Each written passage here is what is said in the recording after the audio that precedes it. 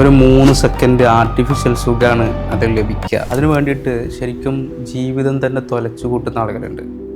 നിങ്ങൾ ചോദിച്ച ആ കാര്യം പറയണമെന്നുണ്ടെങ്കിൽ ജീവിതത്തിൽ എന്താണ് അവർക്ക് നഷ്ടപ്പെടുന്നത് എന്നുള്ളത് അവർ മനസ്സിലാക്കുന്നില്ല എന്നുള്ളതാണ് യാഥാർത്ഥ്യം എന്ന് പറയുന്നത്.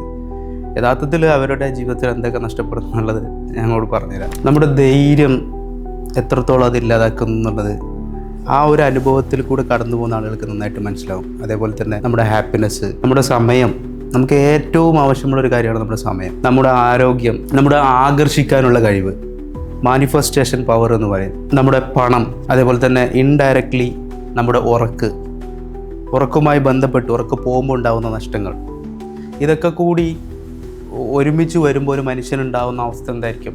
ഇതാണ് യഥാർത്ഥത്തിൽ സ്വയംഭോഗം അല്ലെങ്കിൽ ഫോൺ അഡിക്ഷനിൽ നമുക്ക് കാണാവുന്ന കാര്യം എന്ന് പറയുന്നത്. യഥാർത്ഥത്തിൽ ഇതുമായി ബന്ധപ്പെട്ട് അഡിക്റ്റായി നിൽക്കുന്ന ഒരാളെ സംബന്ധിച്ച് പറയുകയാണെന്നുണ്ടെങ്കിൽ അവരവരുടെ ജീവിതത്തെ തന്നെ ഇതുമായി ബന്ധപ്പെട്ട് നശിപ്പിച്ചു കൊണ്ടിരിക്കുകയാണെന്നുള്ളതാണ് എനിക്ക് പറയാനുള്ളത്.